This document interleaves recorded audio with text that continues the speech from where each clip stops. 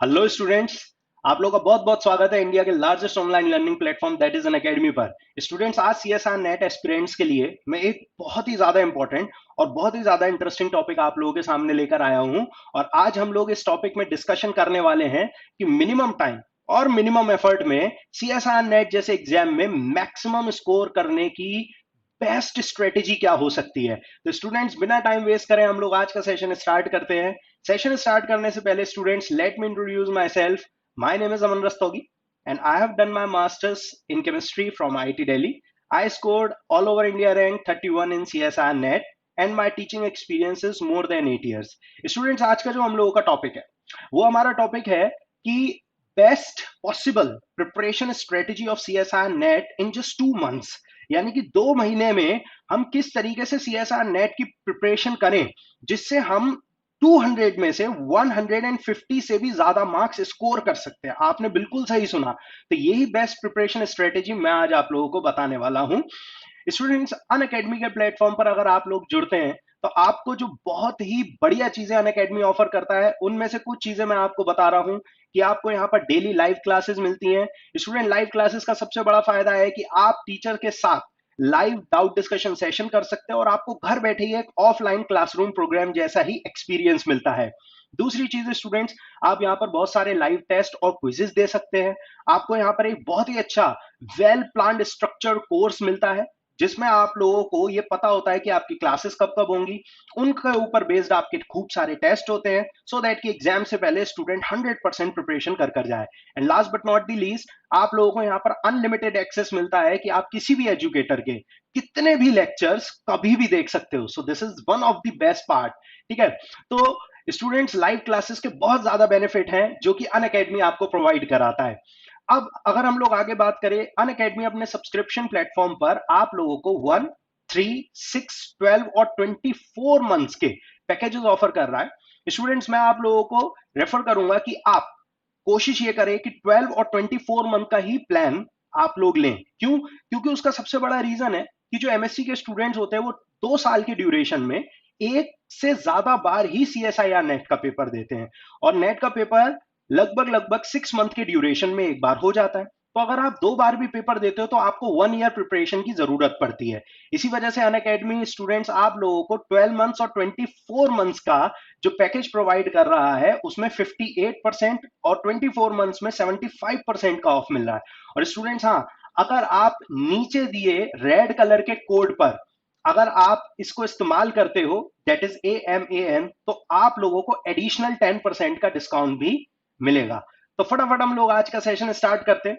तो बच्चों, आज जो हम लोग अपना डिस्कशन करने जा रहे हैं वो है हमारा कि जो प्रीवियस ईयर सीएसआर नेट के पेपर्स आए हुए हैं उनका डिटेल्ड एनालिसिस करेंगे कि किस टॉपिक से कितने मार्क्स के सीएसआर नेट क्वेश्चंस देने पसंद करता है, हैवी वेटेज वाले टॉपिक्स कौन से हैं, किन टॉपिक्स को हम लोगों को किस ड्यूरेशन में कवर करना चाहिए और किन टॉपिक्स को एग्जाम से जस्ट पहले कवर करना चाहिए। और उसके बाद हम लोग अपनी एक बहुत ही यूनिक प्रिपरेशन स्ट्रेटेजी के ऊपर बात करेंगे। तो स्टूडेंट्स, अगर हम लोग डिस्कस करें, सबसे पहले मैंने आपके सामने एक बहुत ही इंटरेस्टिंग डेटा रखा है। डेटा हमारा क्या बता रहा है कि जो हमारी जनरल कैटेगरी के लिए सीएसआर नेट केमिकल साइंसेस की जो कट ऑफ गई है, स्टूडेंट, जून 2017 से लेकर दिसंबर 2019 तक का मैंने डेटा आप लोगों के सामने रखा है। उसके पीछे एक रीजन, क्योंकि जून 2017 में स्टूडेंट्स सीएसआईआर नेट का जो पैटर्न था वो चेंज हुआ। तो सीएसआईआर नेट का पैटर्न जून 2017 से चेंज हुआ और चेंजेस जो हमारे सीएसआईआर नेट में आए वो क्या हुआ कि हमारी सेक्शन बी और सेक्शन सी में चॉइसेस कम हो गई। यानी कि पेपर का डिफिकल्टी लेवल थोड़ा सा बढ़ा है और कंपटीशन भी एग्जामिनेशन में काफी बढ़ गया है। स्टूडेंट, जैसा कि आप लोगों को डेटा डिस्प्ले हो रहा है, अगर हम लोग बहुत ध्यान से देखें तो जैसा जून 2017 में हमें दिखाई दे रहा है कि हमारी जो जेआरएफ की कट ऑफ थी वो 103 और सीएसआर नेट एलएस की कट ऑफ यानी कि लेक्चररशिप की कट ऑफ 92.7 गई थी। अगर इसी चीज को स्टूडेंट्स हम दिसंबर के डेटा से अगर कंपेयर करें तो वो गई है 117.5 for JRF and 105.76 for CSR net LS. तो स्टूडेंट्स, अगर हम इस बात को कंपेयर करें, आप इस डेटा के अंदर एक बहुत ही इंटरेस्टिंग पैटर्न देख रहे हैं कि हर साल 2017, 18 और 19 में दिसंबर का कट ऑफ हायर गया है और जून का कट ऑफ लोअर गया है। इसका क्या रीजन हो सकता है? इसका सिंपल सा रीजन है कि दिसंबर में आने वाले पेपर का लेवल थोड़ा सा आसान होता है और जून में आने वाले पेपर का लेवल थोड़ा डिफिकल्ट होता है। तो आप इस 3 साल का स्टूडेंट डेटा देख सकते हो कि दिसंबर 2017 इज द ईयर जिसमें सबसे highest cut off CSIR net की गई, यानी कि जेआरएफ के लिए 117.5 और एलएस के लिए 105.76। इतनी हाई कट ऑफ इन 3 सालों में अभी तक नहीं गई।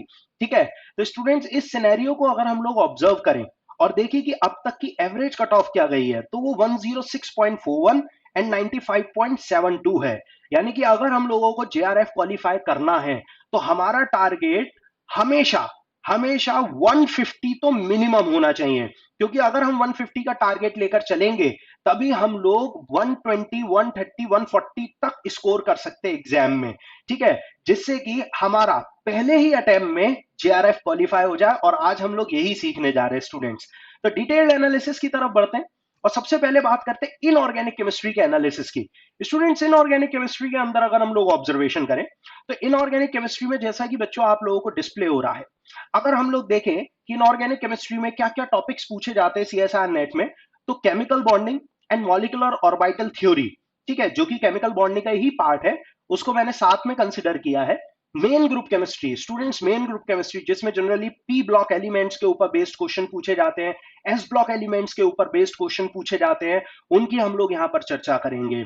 फिर coordination chemistry, organometallics, F and D block, bio inorganic, inorganic spectroscopy, analytical chemistry and redox chemistry, ये पूरे टॉपिक्स हैं हमारे जो इनऑर्गेनिक केमिस्ट्री के अंदर पूछे जाते हैं। स्टूडेंट्स, यहां पर हम लोगों के लिए ऑब्जर्व करने वाली सबसे इंटरेस्टिंग बात क्या है, अगर हम लोग बहुत ध्यान से डेटा को देखें तो डेटा हम लोगों को क्लियरली ये शो हो रहा है कि जो हमारा सीएसआईआर नेट में मेन ग्रुप का जो पार्ट पूछा गया है, स्टूडेंट्स उसके एवरेज मार्क्स निकल कर आ रहे हैं 20। सिमिलरली अगर हम कोऑर्डिनेशन केमिस्ट्री की बात करें तो 18 मार्क्स, अगर ऑर्गेनोमेटेलिक्स की बात करें तो 25 मार्क्स। यानी कि ये तीन टॉपिक स्टूडेंट्स मुझे ऐसे नजर आ रहे हैं, main group chemistry, coordination chemistry and organometallics, जिससे सीएसआईआर नेट की वेटेज सबसे ज्यादा पूछी जा रही है। स्टूडेंट्स, अगर हम इन टॉपिक्स को देखें तो ये तीन अकेले ही टॉपिक्स ऑन एन एवरेज हमें मोर देन 60 मार्क्स स्कोर करवा रहे हैं, और इनकी वेटेज काफी वेरिएबल रही है। अगर स्टूडेंट दिसंबर 2019 से लेकर पीछे जाएं और जून 2017 तक का डेटा देखें तो करंट सिनेरियो में 2019 का जो हमारा सिनेरियो है, जो सबसे रीसेंट सिनेरियो है, उसमें काफी वेटेज में इनके क्वेश्चंस पूछे गए हैं। जैसे जून 2019 की स्टूडेंट्स अगर बात करें तो मेन ग्रुप 28 मार्क्स का, और कोऑर्डिनेशन केमिस्ट्री 20 मार्क्स की, और ऑर्गेनोमेटेलिक्स 22 मार्क्स का आया है। यानी कि इतनी हाई वेटेज के ये टॉपिक्स हमसे एग्जामिनेशन में पूछे जाते हैं। तो स्टूडेंट्स, इस बात का मतलब क्या हुआ? इसका सीधा सा मतलब ये है कि ये इतने ज्यादा इंपॉर्टेंट टॉपिक्स हैं कि अगर हम लोग बहुत ध्यान से फोकस कर कर इन तीन टॉपिक्स को प्रिपेयर करें तो हम बहुत आराम से इनऑर्गेनिक केमिस्ट्री में बहुत अच्छी बहुत अच्छी वेटेज वाले टॉपिक्स को कवर कर पाएंगे और बहुत आसानी से बहुत ज्यादा मार्क्स हम लोग स्कोर कर पाएंगे। अगर हम लोग स्टूडेंट्स इन तीन टॉपिक से हटकर देखें और बात करें तो एक बहुत इंटरेस्टिंग टॉपिक आज मैं आप लोगों को बताता हूं स्टूडेंट्स, जो कि है हमारा बायो इनऑर्गेनिक। स्टूडेंट्स, अगर हम लोग ध्यान से देखें, जो बायो इनऑर्गेनिक है वो हमसे लगभग 8 नंबर का पूछा गया है। बायो इनऑर्गेनिक जैसे 8 नंबर अपने आप में बहुत कम मार्क्स लग तो रहे हैं, लेकिन रियलिटी स्टूडेंट्स ये बताऊं कि बहुत ही मिनिमम एफर्ट में और बहुत ही ज्यादा मार्क्स दिलाने वाला ये टॉपिक है। यानी कि यहां से 8 नंबर को गेन करना बहुत आसान है, बहुत ज्यादा आसान है as compare to any other topic. यानी कि इस टॉपिक का फायदा ये है कि हम बहुत ही कम हमें पढ़ने की जरूरत पड़ती है और हम इसमें बहुत आसानी से 8 मार्क्स तक स्कोर कर सकते हैं। ये हमारा एक एवरेज डेटा है। ठीक है, और अगर हम लोग ध्यान से देखें स्टूडेंट्स, तो मिनिमम 6 मार्क्स का और मैक्सिमम 12 मार्क्स का पिछले 3 सालों में बायो इनऑर्गेनिक पूछा गया है। यानी कि ये एक बहुत ही बेनिफिशियल टॉपिक है। अगर हमारे पास टाइम कम है तो हम कोशिश करें कि बायो इनऑर्गेनिक जैसे टॉपिक को हम अपनी प्रिपरेशन में जरूर इंक्लूड करें। साथ साथ स्टूडेंट्स, अगर हम लोग ध्यान से देखें तो जो हमें 4 सबसे बढ़िया टॉपिक अभी तक नजर आए यहां पर, वो main group chemistry, coordination chemistry, organometallics chemistry and साथ ही साथ बायो इनऑर्गेनिक केमिस्ट्री। ये 4 टॉपिक इतने शानदार हैं कि अगर हम लोग अपना लास्ट टाइम का पूरा एफर्ट अगर इन टॉपिक्स पर लगा दें तो हम बहुत हाई वेटेज तो सिर्फ इनऑर्गेनिक से ही उठा सकते हैं। So this is very very beneficial. इसके बाद स्टूडेंट्स, ये 4 टॉपिक हम अपने पास नोट डाउन कर लें। जो स्टूडेंट्स इस एनालिसिस को देख रहे हैं, वीडियो को देख के साथ साथ अपने साथ भी इस टॉपिक के एनालिसिस को जरूर अपने पास नोट डाउन करें, ठीक है? क्योंकि नोट डाउन करने से बेनिफिट ये रहेगा कि आप प्रिपरेशन स्ट्रेटेजी में जब भी आप अपनी प्रिपरेशन लेकर बैठेंगे तो आपको पता होगा कि किन टॉपिक्स पर आप लोगों को पहले ध्यान देना है। तो ये 4 टॉपिक्स अपने पास नोट डाउन कर लें। आगे अगर स्टूडेंट्स हम लोग नेक्स्ट बात करें तो physical chemistry. Actually physical chemistry students बहुत यूज है सीएसआई नेट में, ठीक है? तो हम लोगों को इसमें से बेस्ट टॉपिक चूज करने की बहुत ज्यादा जरूरत पड़ती है अगर हम लोगों के पास टाइम कम है तो अगर हम लोग ध्यान से देखें स्टूडेंट, जैसे कि मुझे यहां पर नजर आ रहा है, फर्स्ट मैंने जो टॉपिक लिया है that is quantum chemistry. Quantum chemistry students इतना ज्यादा इंटरेस्टिंग और इतना ज्यादा अच्छा टॉपिक है और काफी ज्यादा पूछा भी जाता है। अगर आप ध्यान से देखो तो ऑन एन एवरेज 21 मार्क्स का पूछा गया है और जून 2018 में तो 30 मार्क्स का क्वांटम पूछा गया था। यानी कि ये कितना इंपॉर्टेंट टॉपिक है जिसको हम बिल्कुल भी इग्नोर नहीं कर सकते। उसके बाद केमिकल थर्मोडायनेमिक्स भी ऑन एन एवरेज काफी अच्छा पूछा गया है, ठीक है? मैक्सिमम 14 मार्क्स तक का अभी तक पूछा गया है जिसका एवरेज लगभग 11 नंबर का निकल कर आ रहा है। स्टूडेंट्स, अगर हम इस टॉपिक की बात करें जो नेक्स्ट हमारे सामने लिखा है दैट इज स्टैटिस्टिकल थर्मोडायनेमिक्स। ये एक ऐसा टॉपिक है जिससे स्टूडेंट्स काफी घबराते हैं और इसको पढ़ना नहीं चाहते, लेकिन ये एक ऐसा टॉपिक है जिसको आप कम समय में तैयार करके काफी अच्छे मार्क्स स्कोर कर सकते हैं, ठीक है? क्योंकि जनरली स्टूडेंट्स ऐसा होता है कि हम इसे अच्छे से प्रिपेयर कर कर नहीं जाते और इसके ऊपर बेस जब हमसे क्वेश्चन पूछे जाते हैं तो हम डर के मारे उन क्वेश्चंस को छोड़ देते हैं और उनको अटेम्प्ट नहीं करते। जबकि रियलिटी ये है कि इस पोर्शन से जो आने वाले क्वेश्चंस हैं उनको काफी कम समय में अगर हम लोग तैयारी करके प्रीवियस ईयर क्वेश्चंस को प्रैक्टिस कर लें तो हम बहुत बेस्ट पॉसिबल वे में यहां से अच्छे मार्क्स स्कोर कर सकते हैं। नेक्स्ट स्टूडेंट्स, अगर आगे बढ़े तो one of the most important topic जो फिजिकल केमिस्ट्री में दैट इज केमिकल काइनेटिक्स और surface chemistry and photo chemistry जो इसके साथ साथ आपको नजर आ रहा है, ये दोनों टॉपिक केमिकल काइनेटिक्स की ही एप्लीकेशन है। तो अगर हम ध्यान से देखें chemical kinetics and its application पर 12 प्लस 3 प्लस 2 यानी कि ऑन एन एवरेज 17 मार्क्स का chemical kinetics and its application पूछे जाते हैं। यानी कि अगर आप लोग केमिकल काइनेटिक्स में आप स्ट्रांग हो जाते हैं तो फोटो केमिस्ट्री और सरफेस केमिस्ट्री करने में ज्यादा समय नहीं लगता। बहुत ज्यादा इंटरेस्टिंग टॉपिक्स हैं जिनको हम लोग अच्छे से कवर कर सकते हैं। उसके बाद स्टूडेंट्स, अगर हम लोग बात करें ग्रुप थ्योरी की, तो ग्रुप थ्योरी के स्टूडेंट्स अगर बात करें तो ये एक ऐसा टॉपिक है जिसके अंदर हम लोगों को 3D विजुअलाइजेशन की बहुत जरूरत पड़ती है। और अगर हम लोगों ने एक बार 3D विजुअलाइजेशन कर कर चीजों को अच्छे से समझ लिया तो I am frankly telling you कि ग्रुप थ्योरी को आपको सिर्फ एक ही बार टाइम देने की जरूरत पड़ती है और उसके बाद आपको फिर कभी भी इसके रिवीजन में ज्यादा टाइम नहीं देना पड़ता, क्योंकि ये पूरा का पूरा 3D विजुअलाइजेशन पर बेस्ड है, ठीक है? जिन स्टूडेंट्स ने ग्रुप थ्योरी थोड़ी बहुत भी पढ़ रखी होगी उन लोगों को मालूम होगा कि यहाँ पर हमें वेरियस मॉलिक्यूल्स के पॉइंट ग्रुप्स निकालने होते हैं, करेक्टर टेबल के ऊपर बेस्ड क्वेश्चन यहाँ से पूछे जाते हैं। तो it is very very simple, हमें एक बार टाइम इन्वेस्ट करना है, देन उसके बाद आप जितनी भी बार चाहे सीएसआर नेट का पेपर दो या किसी और एग्जाम का पेपर दो जिसमें आपके पास ये ग्रुप थ्योरी के क्वेश्चन पूछे जाते हैं, तो आपको कभी भी फिर दोबारा से उतना टाइम इन्वेस्ट नहीं करना पड़ता। This is the best part about group theory.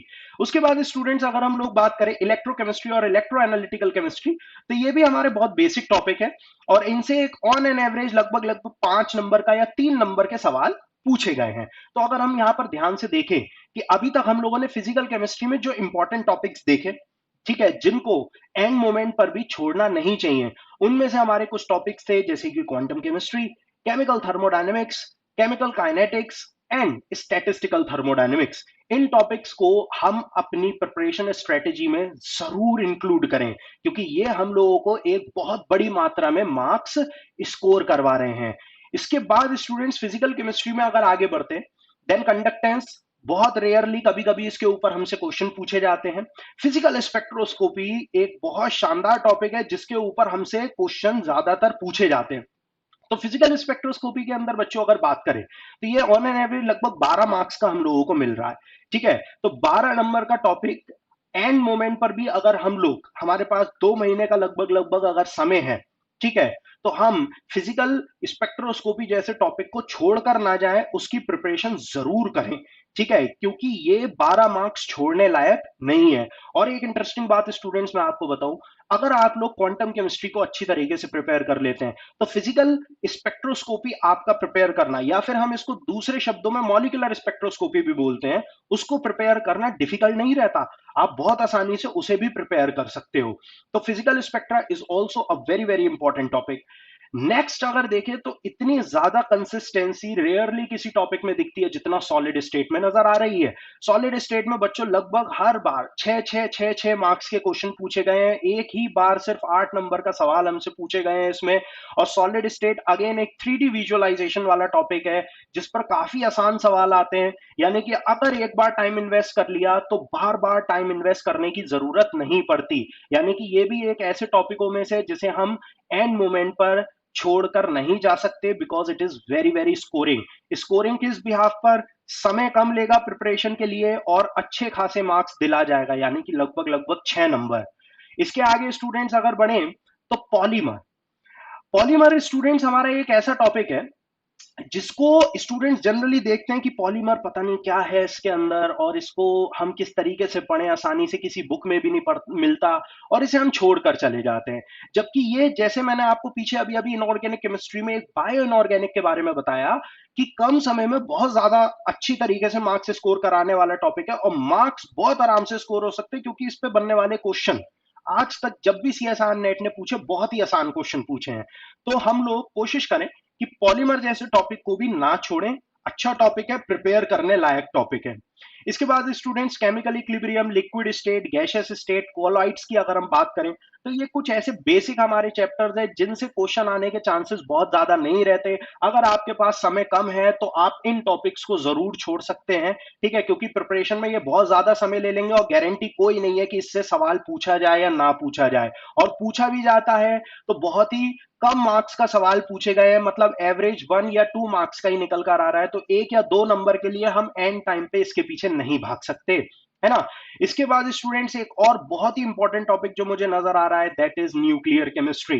Nuclear chemistry में स्टूडेंट सीएसआर नेट में आज तक कुछ ही बार ऐसे सवाल पूछे गए हैं जो बहुत ज्यादा एक एडवांस लेवल के क्वेश्चंस थे जिन्हें आसानी से न्यूक्लियर केमिस्ट्री पढ़ने पर सॉल्व नहीं किया जा सकता।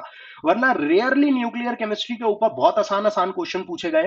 डायरेक्टली पूछा जाता है अल्फा, गामा, बीटा, इन सारे डीकेस के ऊपर, और ये ऐसी बेसिक चीजें हैं जो आई थिंक हम साइंस फील्ड के स्टूडेंट्स 11th या 12th क्लास से पढ़ते हुए आ रहे हैं कि अल्फा, बीटा, गामा, डीके किन किन तरीके से होता है, कैसी कैसी न्यूक्लियर रिएक्शंस में होता है, और उनको आइडेंटिफाई करने का बहुत ही आसान तरीका। और ये हमें इतने कम समय में अप्रोक्सीमेटली 5 मार्क्स दिला रहा है। और अगर हम लोग स्टूडेंट्स बात करें जून 2017 की, तो उसमें तो 10 नंबर का पूछा गया है।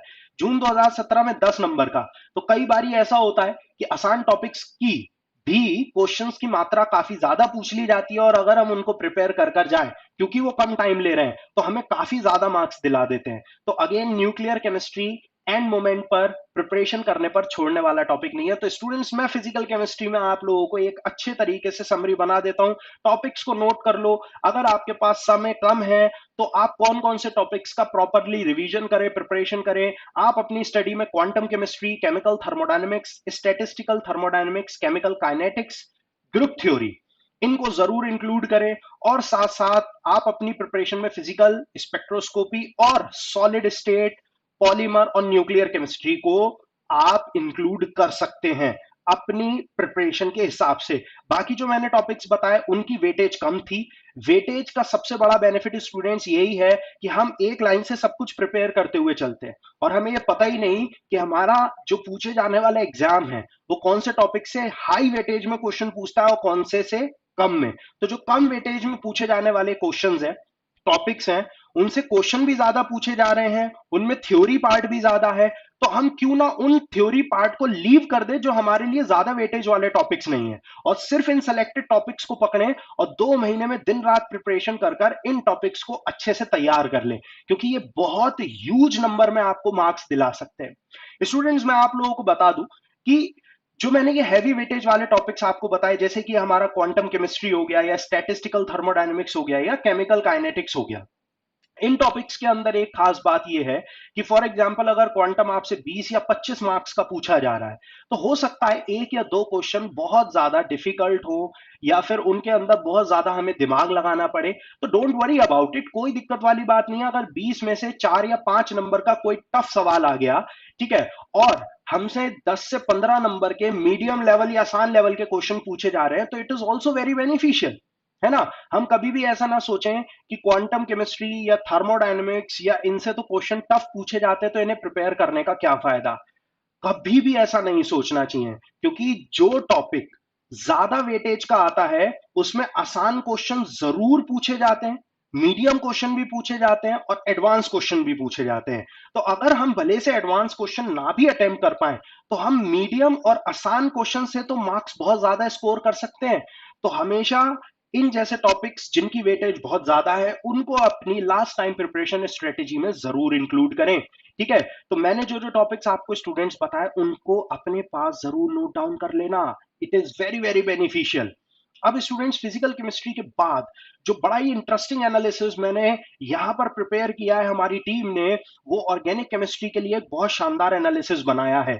ऑर्गेनिक केमिस्ट्री स्टूडेंट्स अगर बहुत ध्यान से देखें, हमसे क्या क्या पूछा जाता है, reaction mechanism, name reaction, stereo chemistry, pericyclic reactions, photochemistry, GOC, organic spectroscopy, reagents, heterocyclic compounds, natural products यानी कि बायोमोलिक्यूल्स, और उसके बाद मैंने 3 डिफरेंट कॉम्बिनेशन बनाए हैं। इसके बारे में मैं आपको इंटरेस्टिंग वे में बताऊंगा। बच्चों जनरली क्या होता है, जो हमारा सीएसआईआर नेट का पेपर है, मैंने बताया जून 2017 से पैटर्न चेंज हुआ।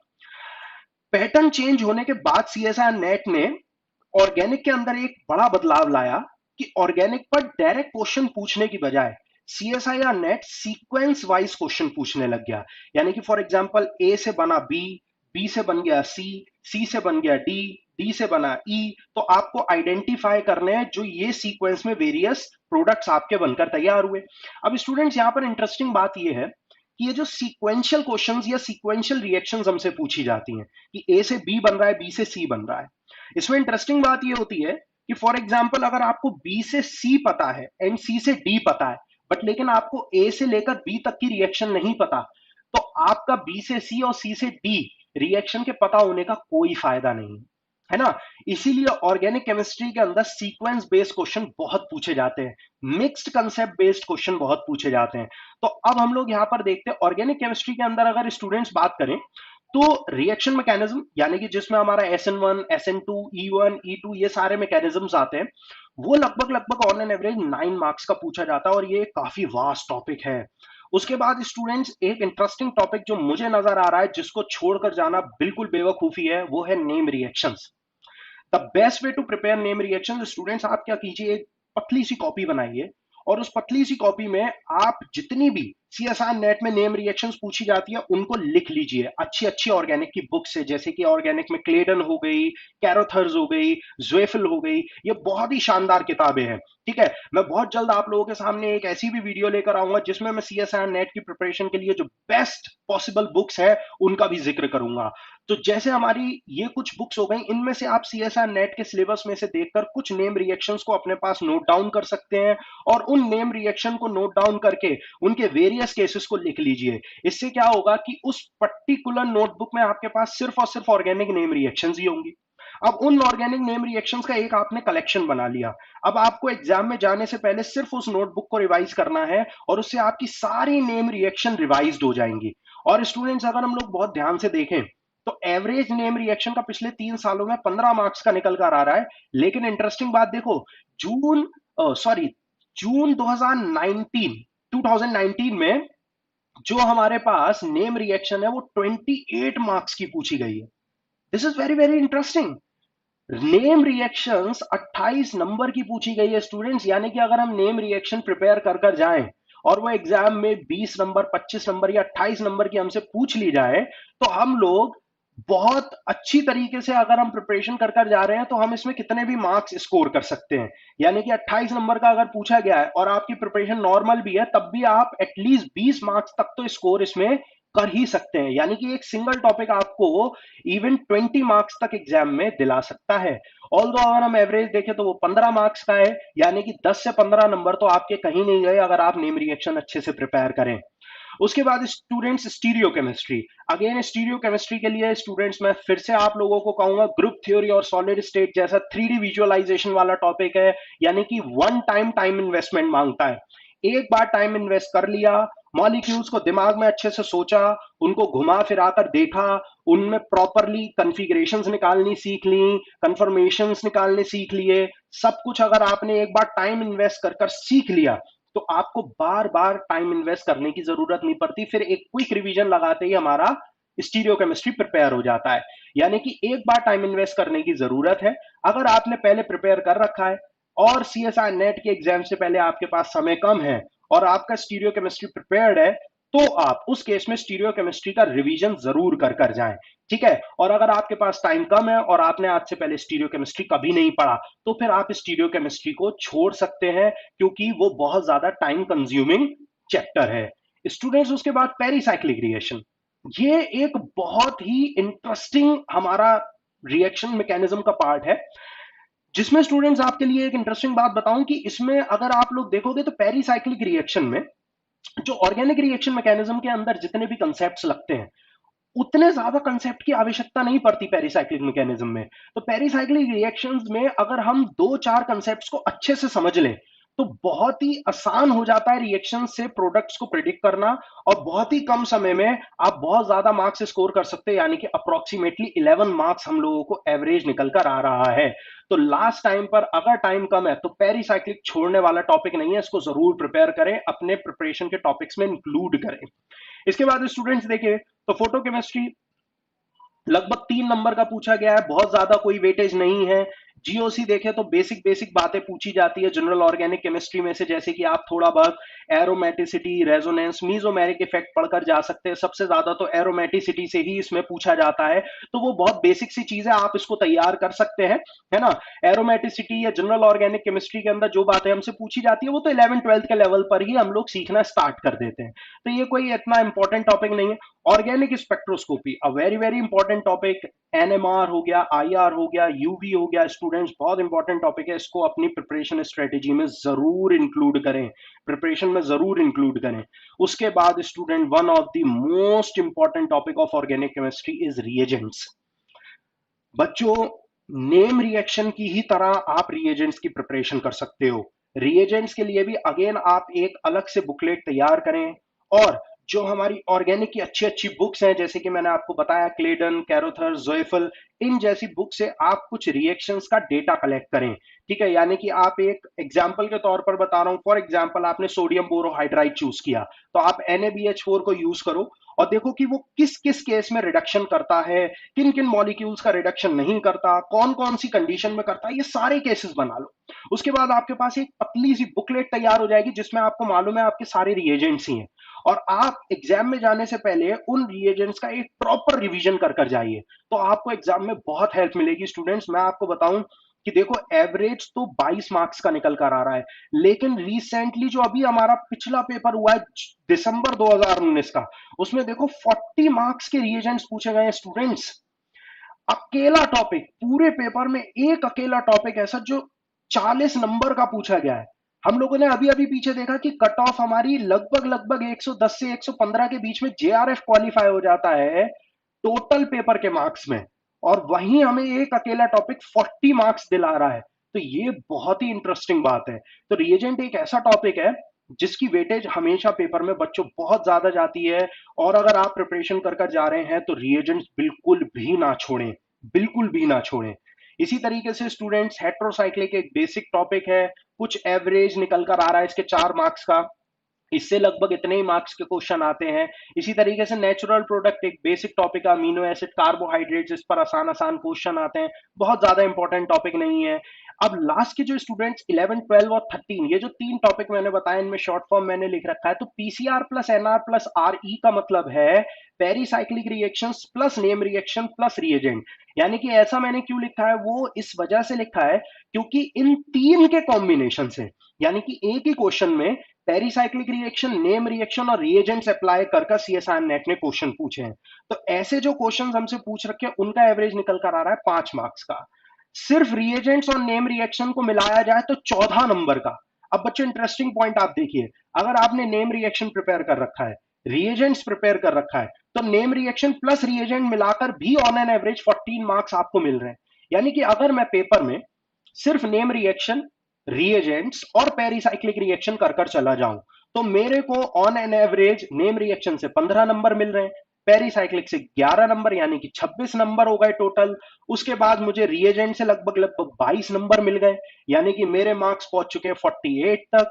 और उसके बाद अगर मैंने रिएजेंट्स और नेम रिएक्शन के कॉम्बिनेशन वाले क्वेश्चंस और मेरे पास आ गए तो 14 मार्क्स और ऐड हो गए, यानी कि हम लगभग लगभग 3-4 टॉपिक प्रिपेयर करने पर मोर देन 60 मार्क्स स्कोर कर पा रहे हैं ऑर्गेनिक केमिस्ट्री में। तो स्टूडेंट्स, मैं आप लोगों को बताना चाहूंगा कि अगर आपके पास टाइम कम है और आप बेस्ट सुटेबल टॉपिक्स चूज करना चाहते हैं प्रिपरेशन के लिए, तो आप ऑर्गेनिक में नेम रिएक्शन चूज करें, ऑर्गेनिक में नेम रिएक्शन चूज करें, साथ साथ पेरीसाइक्लिक चूज करें, और रिएजेंट तो बिल्कुल भी ना छोड़ें। और इन्हीं 3 टॉपिक की मदद से आप इनके कॉम्बिनेशन वाले क्वेश्चंस को भी कर सकते हैं। यानी कि हम लोगों को मेन ध्यान देना है नेम रिएक्शन, पेरीसाइक्लिक और रिएजेंट्स के ऊपर। और साथ ही साथ अगर टाइम बचता है तो स्पेक्ट्रोस्कोपी जरूर तैयार करें, क्योंकि उससे भी बहुत आसान सवाल आते हैं। इतना ही प्रिपेयर करने से, इन 4 टॉपिक्स को प्रिपेयर करने से आप more than 60 to 70 marks score करने लायक हो जाते हैं, सिर्फ और सिर्फ ऑर्गेनिक में।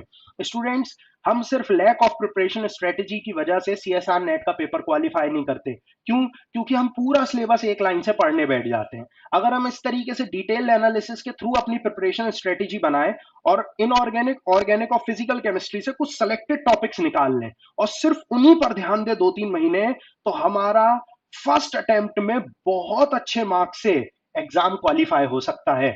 तो स्टूडेंट्स, अब देखते हैं कि ये हमारा डिटेल्ड एनालिसिस था, जिसमें हमने देखा कि कौन से चैप्टर से कौन कौन से ऐसे चैप्टर्स निकल कर आए जिनकी वेटेज बहुत ज्यादा थी। अब हम लोगों को प्रिपरेशन का तरीका क्या बनाना है लास्ट 60 डेज में, उनको देखते हैं। प्रिपरेशन स्ट्रेटेजी की बात स्टूडेंट्स करें, सबसे पहली बात मैं आप लोगों को बताऊं कि ये एक बहुत जनरल बात है, why we fail in first attempt. Generally हम पहला अटेम्प्ट जब एग्जाम का देने जाते हैं तो हम क्यों फेल होते हैं? आप में से बहुत लोगों ने ऑब्जर्व करा होगा कि जब आपने पहली बार सीएसआर नेट का पेपर दिया तो वो क्वालिफाई नहीं हुआ। और हम लोग जनरली आपस में बात करते हैं कि पहली बार पेपर देकर तो पता लगा कि पेपर में क्वेश्चन कैसे आते हैं। So this is the drawback of कि हम प्रिपरेशन स्ट्रेटेजी ही नहीं लेकर चल रहे एग्जाम देने जाने पर। तो कभी भी ऐसा नहीं करना हम लोगों को। हम लोगों को एक प्रॉपर प्रिपरेशन स्ट्रेटेजी बनानी पड़ेगी और तभी हम अपना एग्जाम देने जाएं तो हम पहले अटेम्प्ट में ही सक्सेसफुली बहुत अच्छी रैंक स्कोर कर सकते हैं। तो स्टूडेंट्स, कभी भी हमें फर्स्ट अटेम्प्ट में बिना सोचे समझे पेपर देने नहीं जाना चाहिए। प्रिपरेशन स्ट्रेटेजी एक माइंड में जरूर होनी चाहिए। स्टूडेंट्स देखो, एक बहुत ही फेमस कोट है अल्बर्ट आइंस्टीन का कि we can't solve problems by using the same kind of thinking we used when we created them.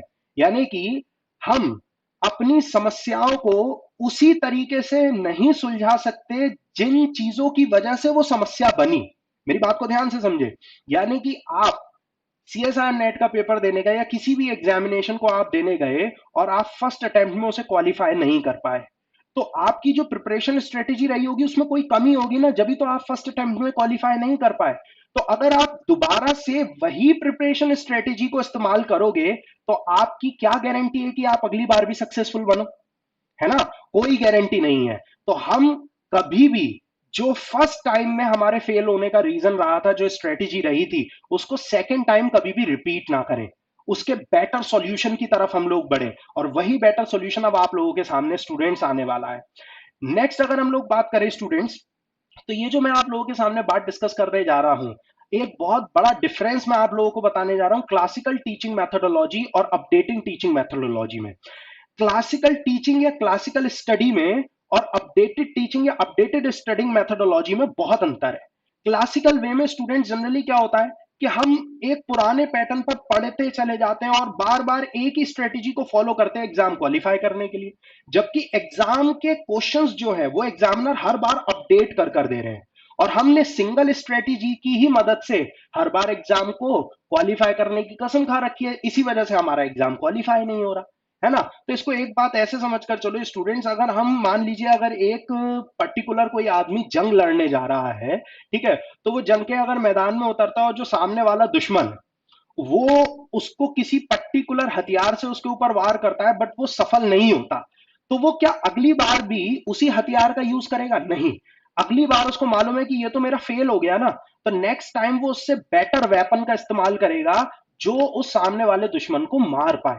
तो हम लोगों को यही चीज ध्यान रखनी है कि जब हम पेपर देने जाते हैं तो पेपर को क्वालिफाई करने के लिए भी हमें हर बार सेम मेथोडोलॉजी का इस्तेमाल नहीं करना, हमें पेपर के साथ अपने आप को अपडेट करना है। तो जो स्टूडेंट्स ड्रॉबैक्स है हम लोगों के क्लासिकल मेथोडोलॉजी के, वो ड्रॉबैक्स क्या है कि हम बिना पेपर एनालिसिस के चले जाते हैं। सेकंड, हम ढेर सारी थ्योरी पढ़ते रहते हैं, क्वेश्चन की प्रैक्टिस ही नहीं करते। थर्ड, क्वेश्चन सॉल्विंग स्ट्रेटेजी पर ध्यान नहीं देते। मतलब एक क्लासिकल वे है कि क्वेश्चन को स्टार्ट करा और खत्म करा, इस बारे में ध्यान ही नहीं जाता कि एग्जाम में तो लिमिटेड टाइम है ना, कम समय में बेहतरीन ट्रिक्स के साथ क्वेश्चन कैसे सॉल्व करे जाए, इस बात पर ध्यान ही नहीं देते। अगली चीज, मल्टी कंसेप्ट बेस्ड जो क्वेश्चन होते हैं, यानी कि एक ही क्वेश्चन में 3-4 यूनिट की बातें लग रही हो, ऐसे क्वेश्चन की प्रैक्टिस ही नहीं करते। उसके बाद हम जो डाउट सेशंस हैं टीचर्स के साथ या किसी अपने फ्रेंड्स वगैरह के साथ, हम डाउट सेशन ही नहीं लेते, डाउट डिस्कस ही नहीं करते, जिसकी वजह से हमारी प्रिपरेशन में बहुत कमियां रह जाती हैं। और लास्ट, जो रिपीटेड क्वेश्चंस हम अपने टेस्ट सीरीज वगैरह कहीं पर भी देते रहते हैं और उनमें वही रिपीटेड घिसे पिटे क्वेश्चन हमें मिलते रहते हैं, तो उसकी वजह से हमारा एक ओपन माइंडेड थिंकिंग नहीं बन पाती कि नया क्वेश्चन आएगा तो उसे कैसे डील किया जाएगा। मेरी बात को समझो, अगर हम बार बार एक लिमिटेड नंबर ऑफ क्वेश्चंस को सॉल्व करते रहे, है ना, यानी कि मैंने एक बार सीएसआर नेट का पेपर दिया और मैं तब कुछ क्वेश्चंस को सॉल्व कर कर गया था, अब जब मैं नेक्स्ट टाइम पेपर देने जा रहा हूं तब भी मैं उन्हीं क्वेश्चंस को सॉल्व करके जा रहा हूं, तो एक ओपन माइंडेड अप्रोच कैसे आएगी आपके पास? क्योंकि एग्जाम में तो बिल्कुल नए क्वेश्चंस आने वाले हैं, तो हमें अपडेटेड क्वेश्चंस की बहुत जरूरत है। तो हमें अपने मेथड ऑफ स्टडी को या आप जिनसे पढ़ रहे हो उससे पढ़ने वाली मेथोडोलॉजी के बदलाव की जरूरत है। बदलाव हम क्या क्या ला सकते हैं कि हमें पेपर देने जाने से पहले एक प्रॉपर पेपर एनालिसिस करना चाहिए, यानी कि जब भी प्रिपरेशन करने बैठो तो प्रिपरेशन से सबसे पहला काम होना चाहिए कि पेपर एनालिसिस करो, जो आज हम लोगों ने डिटेल में करा, ऑर्गेनिक इनऑर्गेनिक फिजिकल का। दूसरी बात, सिर्फ रेलिवेंट थ्योरी पार्ट पढ़िए, ये नहीं कि हम बुक्स लेकर बैठ गए। बच्चों आप जानते हो कि अकेली ऑर्गेनिक इनऑर्गेनिक फिजिकल की इतनी मोटी मोटी किताबें हैं, इतनी मोटी मोटी किताबों को हम कहां तक पढ़ेंगे, तो थ्योरी पढ़ने में ही सारा टाइम निकल जाएगा। तो हमें सिर्फ रेलिवेंट थ्योरी पढ़नी है जिससे हम क्वेश्चन सॉल्विंग अप्रोच को जान सकें। उसके बाद various types of question solving techniques पर हमें फोकस करना है जो हम लोग यहाँ पर सिखाते हैं। हम लोग मेनली स्टूडेंट्स को वेरियस क्वेश्चन सॉल्विंग टेक्निक सिखाते हैं कि कम टाइम में, एग्जाम में जितना टाइम अलॉटेड होता है उससे भी कम समय में आप क्वेश्चन को कैसे सॉल्व करो। नेक्स्ट जो हम लोगों को इंप्रूवमेंट की जरूरत है वो लॉट ऑफ प्रैक्टिस की रिक्वायरमेंट होती है मल्टी कंसेप्ट बेस्ड क्वेश्चन की। जैसे अभी अभी मैंने आप लोगों को दिखाया ऑर्गेनिक में कितना ज्यादा मल्टी कंसेप्ट बेस्ड क्वेश्चन आए हुए हैं कि नेम रिएक्शन भी लग रही है, पेरीसाइक्लिक रिएक्शन भी लग रही है, रिएजेंट्स भी लग रहे हैं, सब मिले जुले क्वेश्चन आ रहे हैं, है ना। तो मल्टी कंसेप्ट बेस्ड क्वेश्चन की प्रैक्टिस करना बहुत ज्यादा जरूरी है। उसके साथ स्टूडेंट्स रेगुलरली डाउट डिस्कस करने जरूरी है। जैसे मान लो आप अगर लाइव क्लास ले रहे हो तो आप live class, next live class में आने से पहले ही पिछली लाइव क्लास के कुछ डाउट्स निकाल कर रखो, आप टीचर्स के साथ प्रॉपरली डाउट डिस्कस करो जिससे आपके पुराने कंसेप्ट्स रेगुलरली क्लियर होते हुए चले। ठीक है, तो doubt discussion is very important. Last but not the least, हमें प्लेंटी ऑफ न्यू क्वेश्चंस के प्रैक्टिस की जरूरत पड़ती है। हमें बार बार स्टूडेंट्स पुराने क्वेश्चन प्रैक्टिस नहीं करने। मान लो 50 क्वेश्चन मैंने प्रैक्टिस करे एक बार और उनको अच्छी तरीके से सॉल्व कर लिया, अब अगर आगे मुझे कभी भी क्वेश्चन प्रैक्टिस की जरूरत पड़ेगी तो मैं दोबारा से उन 50 क्वेश्चंस को ना उठाऊं, अब मुझे नए क्वेश्चंस की रिक्वायरमेंट होगी। क्यों? क्योंकि मुझे एक ओपन माइंडेड अप्रोच रखनी है कि एग्जाम में, अगर एग्जाम में मुझसे कुछ क्वेश्चन पूछे जाते हैं, ठीक है, तो मुझे न्यू क्वेश्चंस को अटेम्प्ट करने का एक तरीका आता हो। तो स्टूडेंट्स ये बहुत ही इंपॉर्टेंट पॉइंट है। मे बी पॉसिबल आप लोगों को कुछ बहुत ही बेसिक सी या नॉर्मल सी ये बातें लग रही हो, लेकिन मैं आपको डेफिनेटली बता सकता हूं ये हमारी पूरी टीम का प्रैक्टिकली किया हुआ हमारा एक बहुत अच्छा एक्सपीरियंस है सीनियर फैकल्टीज का कि स्टूडेंट्स को अगर इस मेथोडोलॉजी के अकॉर्डिंग पढ़ाया गया है तो वो फर्स्ट अटेम्प्ट में बहुत ज्यादा सक्सेसफुल हुए हैं। और आप लोग भी इस बात को जरूर फील कर रहे होंगे, बहुत सारे स्टूडेंट्स, कि हमसे भी इसी तरीके की कुछ गलतियां हुई हैं। मैं फ्रेंकली कह रहा हूं, अगर आपने इन 6 बातों को अपना लिया तो फर्स्ट अटेम्प्ट में ही आप CSR नेट जैसा कोई भी एग्जाम क्वालिफाई कर सकते हो। डेफिनेटली मैं आप लोगों को ये बात कह रहा हूं स्टूडेंट्स। उसके बाद सबसे इंपॉर्टेंट क्या है कि हम लोग यहां पर जो आप फॉलो करने जा रहे हैं वो है एक रैपिड स्ट्रेटेजी। यानी कि मात्र 2 महीने में, 60 डेज में, इस रैपिड स्ट्रेटेजी को इस्तेमाल करते हुए हम मोर देन 150 से ज्यादा मार्क्स कैसे स्कोर करें। तो रैपिड स्टैंड्स फॉर स्टूडेंट, सबसे पहले हम लोगों को रिवीजन करना होता है थ्रू प्रीवियस ईयर पेपर। यानी कि मेरे पास 2 महीने का समय है, मैं सबसे पहले अपना जो टॉपिक उठाऊं उसका रिवीजन प्रीवियस ईयर पेपर के अकॉर्डिंग करूं। यानी कि उससे मुझे ये पता लग जाएगा कि इस पर्टिकुलर टॉपिक से इस तरीके के सवाल आते हैं, तो मेरी ये अप्रोच स्ट्रांग होनी चाहिए, तो हम उसके अकॉर्डिंग प्रिपरेशन करें। Next, analyse the exam pattern. Exam pattern को जरूर एनालाइज करें स्टूडेंट। जैसे CSR नेट के अंदर 3 सेक्शन आते हैं, section A, section B, section C. Section A में तो एप्टीट्यूड पार्ट होता है, सेक्शन बी में 2 मार्क्स के 40 ऑब्जेक्टिव क्वेश्चंस आते हैं जिनमें से हमें 35 अटेम्प्ट करने होते हैं। सेक्शन सी में 4 4 मार्क्स के 60 क्वेश्चंस पूछे जाते हैं जिनमें से हमें 25 अटेम्प्ट करने होते हैं। तो सेक्शन सी में एक भारी भारी छूट क्वेश्चंस की हमें मिलती है कि 60 में से सिर्फ 25 क्वेश्चंस ही आप लोगों को अटेम्प्ट करने हैं। तो एग्जामिनेशन पैटर्न को एनालाइज करें और एग्जाम में जाते ही कोशिश करें कि जो भारी वेटेज वाला सेक्शन है क्यों ना उसको पहले अटेम्प्ट किया जाए। क्यों? क्योंकि 25 क्वेश्चंस अटेम्प्ट करने और 4 4 नंबर के, यानी कि 100 नंबर तो अकेला सी सेक्शन दिला सकता है।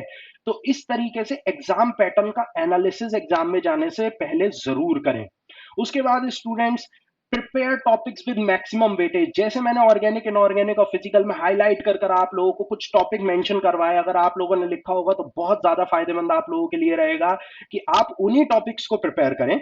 उन्हीं टॉपिक्स को प्रिपेयर करें अगर आपके पास समय कम है तो। अगर आप पे समय भरपूर है, 6 महीने या 1 साल का टाइम है, तो आप सारे टॉपिक्स प्रिपेयर करो। बट मान लो मेरे पास समय कम है, मैं किसी कारण से प्रिपरेशन नहीं कर पाया, तो मैं क्या करूं? मैं उन्हीं टॉपिक्स को उठाऊं जिनकी वेटेज बहुत ज्यादा है। अगर उनको मैं प्रिपेयर कर कर जाऊंगा तो फॉर एग्जाम्पल कोई 25 मार्क्स का पूछे जाने वाला टॉपिक है तो मैं एटलीस्ट उसमें 15 से 20 मार्क्स तो स्कोर कर ही सकता हूं। तो चूज दोस टॉपिक्स ओनली जिनकी मैक्सिमम वेटेज है, जो कि हम लोगों ने अभी अभी डिस्कस किया। और अगर हम लोग नेक्स्ट देखें तो individual evaluation with test series. Test series का स्टूडेंट से एक बहुत बड़ा रोल होता है। आपने फॉर एग्जांपल कुछ पर्टिकुलर क्वेश्चंस की प्रैक्टिस करी, टॉपिक्स प्रिपेयर किए, तो जब तक आप टेस्ट नहीं देंगे तब तक आपको पता नहीं लगेगा कि आपकी प्रिपरेशन कैसी है। तो हमेशा ये बात याद रखें कि हमें अपने इंडिविजुअल लेवल पर अपना असेसमेंट जरूर करना है और उसके लिए हम लोगों को टेस्ट देने की जरूरत पड़ती है। तो जब भी हमारी प्रिपरेशन स्टार्ट होती है तो एंड तक आते आते हम लोगों को अपनी टेस्ट सीरीज स्टार्ट कर देनी चाहिए कि ये मेरा टॉपिक प्रिपेयर हो गया, now I have to give the test on the given topic, और देखना है कि मेरा स्टेटस क्या है। एंड लास्ट, बहुत ही इंपॉर्टेंट है स्टूडेंट ये बात कि अगर आपके पास टाइम कम है तो इन प्रीवियस 4 स्टेप्स को रिपीट नहीं करना। अगर आपने एक बार इन 4 स्टेप्स को अच्छे से अप्लाई कर दिया तो ऑलरेडी आपका काफी समय निकल चुका होगा। अगर आप फिर से इसे रिपीट करने बैठ जाओगे तो सीक्वेंस बहुत बिगड़ जाएगा और चीजें आप प्रॉपरली नहीं मेंटेन कर पाओगे। ठीक है, तो आपको क्या करना है? Revision through previous year papers करना है सबसे पहले, then analyse the exam pattern, then prepare the topics with maximum weightage only and individual evaluation with test series। ठीक है, ये 4 काम कर कर इन्हें रिपीट नहीं करना और सीधे हम लोगों को टेस्ट सीरीज के वैल्यूएशन से अच्छे से प्रिपरेशन कर कर एग्जाम देने जाना है। तो this is very very important students. तो इस प्रिपरेशन स्ट्रेटेजी के थ्रू हम अपना बहुत अच्छा स्कोर CSR नेट में ला सकते हैं।